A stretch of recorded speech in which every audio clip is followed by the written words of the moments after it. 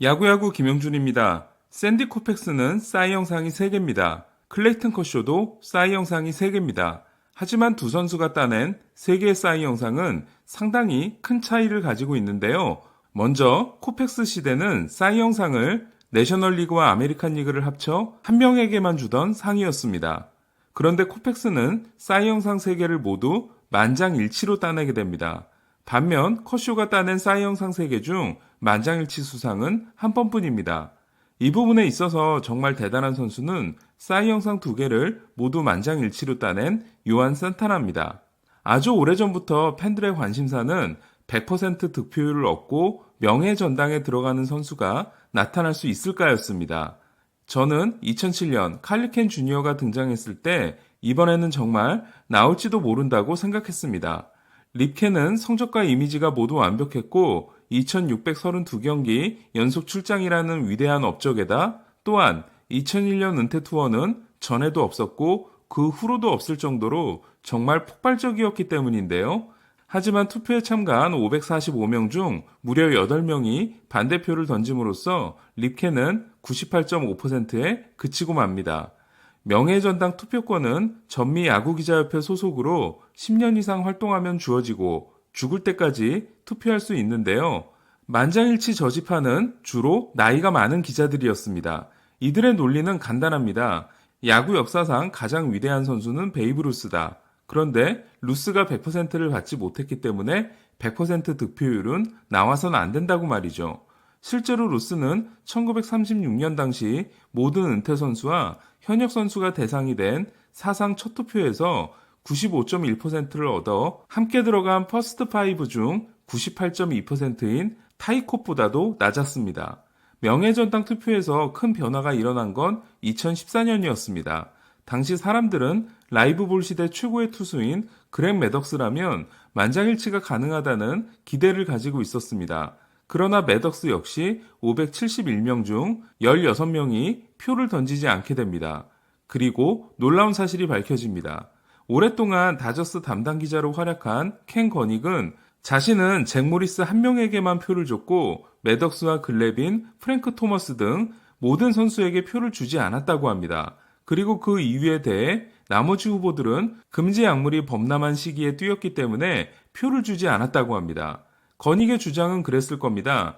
약물의 시대에 누가 깨끗한지를 모르기 때문에 나는 약물시대 선수들에 대해 기권한다. 한편으로는 이해가 가는 부분도 있지만 반대로 생각하면 약물의 시대에 약물 선수들과 맞서 싸운 선수들은 2차 피해를 입는 거라고 할 수 있습니다. 어쨌든 이 켄거닉 사태로 인해 명예전당 투표인단이 대대적으로 정리되는 일이 일어났는데요. 이에 2015년 549명에서 2016년 440명으로 무려 100명 이상이 줄게 됩니다. 그리고 투표 인원이 줄어들고 투표 인단이 젊어진 첫 해인 2016년 켄 그리피 주니어가 99.3% 신기록을 세웁니다. 그리피는 440명 중 단 3명만이 표를 던지지 않았는데요. 물론 그리피가 시대의 아이콘이긴 했지만 성적 대비 대단히 잘 나온 득표율이었습니다. 그래서 그때 저는 생각했습니다. 아, 조만간 만장일치가 나올 수도 있겠구나. 그리고 2019년 드디어 100%를 얻고 명예전당에 들어가는 선수가 등장합니다. 아무도 예상하지 못한 마리아노 리베라였습니다. 리베라의 100% 득표 이유에 대해서는 전에 제 생각을 말씀드린 적이 있는데요.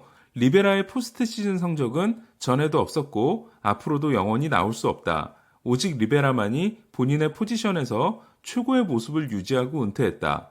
생각해보면 딱 한 명, 그런 선수가 또 있었는데요. 테드 윌리엄스였습니다. 윌리엄스의 1966년 득표율은 93.4%였습니다. 그리고 2020년 데릭 지터가 397명 중 396명의 표를 얻어 99.7%를 기록함으로써 새로운 명예전당 투표인단은 인심이 대단히 후하다는 걸 느끼게 합니다. 내년 1월에 발표될 2021년 투표 결과는 나란히 9번째 도전을 하는 베리 본즈와 로저 클레멘스, 그리고 역시 9번째 도전인 커트 실링의 결과가 주목되는데요. 2022년에는 알렉스 로드리게스와 데이비드 오티스가 도전을 시작합니다. 설마 2022년 본즈와 클레멘스가 막차를 타고 에이로드가 첫 해에 들어가는 일은 없겠죠? 그리고 2023년에는 카를로스 벨트란, 2024년에는 에드리안 벨트레, 2025년에는 스즈키 이치로가 등장합니다. 그렇다면 앞으로 만장일치 수상자는 더 나올 수 있을까요? 2019년 1월 리베라의 100%가 발표된 후 MLB.com에는 이치로도 100%를 받아야 한다는 글이 올라온 적이 있는데요. 이치로가 만장일치가 되어야 하는 6가지 이유는 역사상 가장 유명한 야구 선수다. 일본까지 합치면 역대 안타율이다.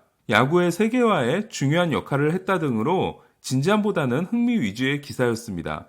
이치로가 정말 대단한 건 메이저리그에 데뷔하자마자 3할 200안타, 골드글러브, 올스타 4가지를 10년 연속 달성했을 뿐만 아니라 27세 시즌에 데뷔하고도 3000안타를 달성하는 대단한 롱런을 했다는 건데요. 이치로에 대한 가정 중 하나는 이치로가 데뷔를 메이저리그에서 했으면입니다. 이치로가 27세 시즌부터 44세 시즌까지 뛰고 만들어낸 레퍼런스 승리 기여도는 59.7입니다. 이는 28세 시즌부터 37세 시즌까지 10년간 61.7을 기록한 제키 로빈슨, 그리고 58.0인 칼리켄 주니어가 27세 시즌 이후로 기록한 것과 비슷합니다. 아주 단순하게 이치로가 리켄처럼 만 20세 때 메이저리그에 데뷔해 리켄과 같은 커리어를 보냈다고 가정하면 이치로는 립켄의 기록인 통산 승리 기여도 95.9와 비슷한 성적을 냈을 가능성이 높습니다. 그렇다면 피트로즈의 4256안타는 경신했을 가능성이 높고 10개인 골드글러브도 외야수 최고 기록인 로베르토 클레멘테와 윌리 메이스의 12개를 넘어섰을 가능성이 높습니다. 하지만 이치로가 메이저리그에서 데뷔했다면 과연 자신의 타격 스타일을 만들어낼 수 있었을까라는 궁금증도 있습니다. 어쨌든 이치로가 메이저리그에서 데뷔했다면 만장일치에 근접하는 선수가 됐을 수도 있다고 생각합니다. 하지만 26세 시즌까지의 기록이 없는 걸 이유로 만장일치가 되기는 어렵지 않나 합니다. 여러분은 이치로가 명예전당 투표에 나오면 첫 해부터 표를 주실 건가요? 저는 인심이 상당히 후한 편이기 때문에 주게 될 것 같습니다. 그렇다면 마리아노 리베라에 이은 2호 만장일치 선수는 누가 될까요? 엘버트 푸올스, 미겔 카브레라, 클레이튼 커쇼, 마이크 트라웃? 저는 푸올스의 하락세가 너무 커서 현재 100.6인 통산 승리 기여도도 100이 무너질 게 확실시 되기 때문에 푸올스는 어렵지 않나 싶고, 카브레라는 푸올스와 비교했을 때 동시대 2인자라는 느낌이 강한 반면 클레이튼 커쇼가 월드시리즈 우승이라는 큰 숙제를 풀어냈기 때문에 현재로서는 커쇼가 가장 유력하지 않나 싶은데요. 트라웃의 경우는 푸올스의 첫 10년과 그 이후의 모습이 너무나 달랐기 때문에 좀 더 지켜봐야 할 것 같습니다. 여러분의 생각은 어떠신가요? 이상 김영준의 야구야구였습니다.